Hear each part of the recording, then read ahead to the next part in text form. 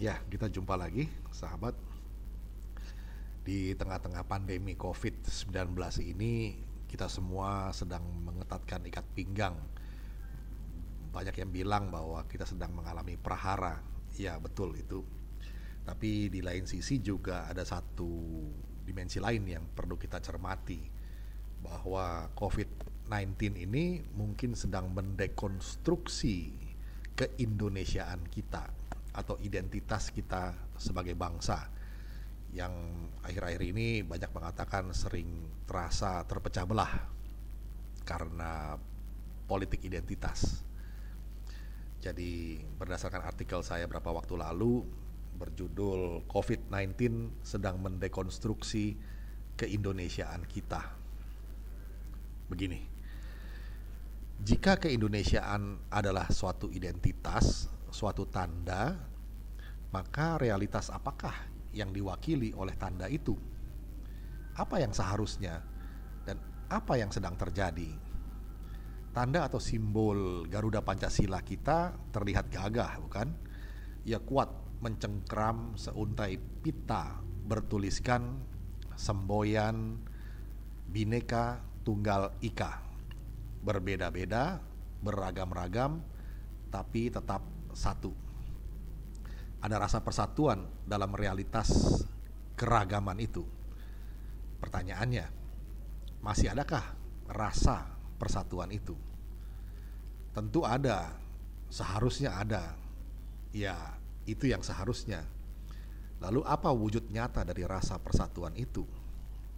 Teoritis, ciri-ciri persatuan adalah saling menghormati hak dan kewajiban orang lain, saling hidup bertenggang rasa, saling mendahulukan kepentingan umum di atas kepentingan pribadi.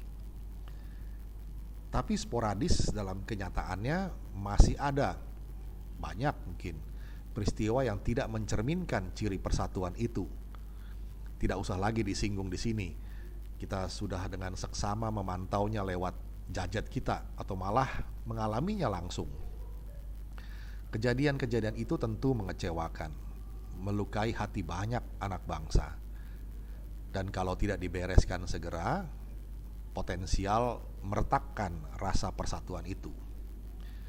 Ditengarai banyak peristiwa sporadis yang detrimental terhadap rasa persatuan itu direkayasa pihak-pihak tertentu. Direkayasa secara langsung maupun sebagai akibat turunan dari rekayasa itu. Soal ini kita pun sudah paham semua. Sudah terjadi dan sempat ada pembiaran yang cukup lama. Kita pun sudah menyesalkannya.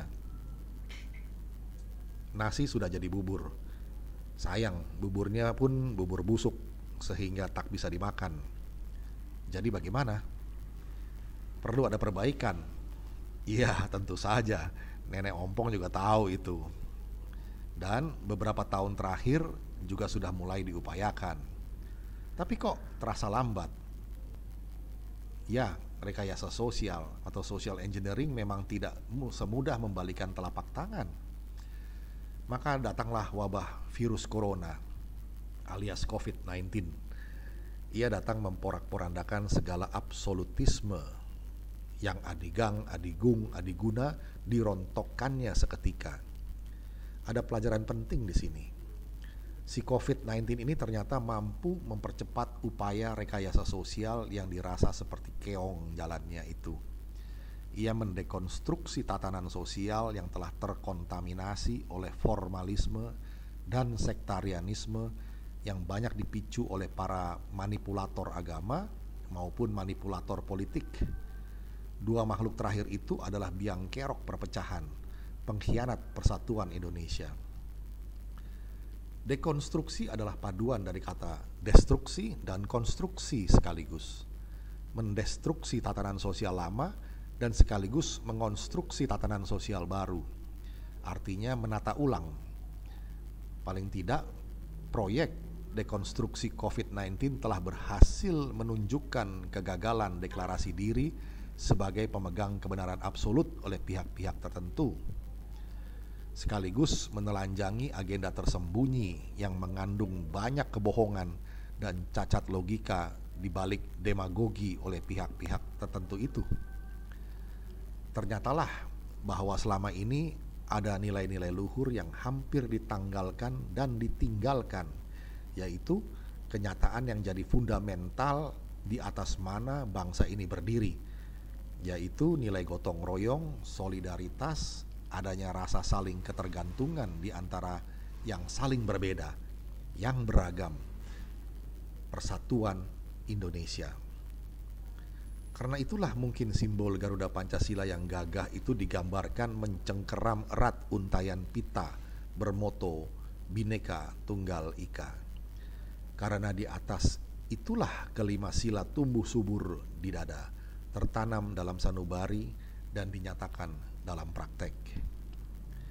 Ada beberapa efek positif dari proses dekonstruksi seperti ini. Misalnya, hidupnya kekuatan-kekuatan sosial yang mungkin selama ini tersembunyi.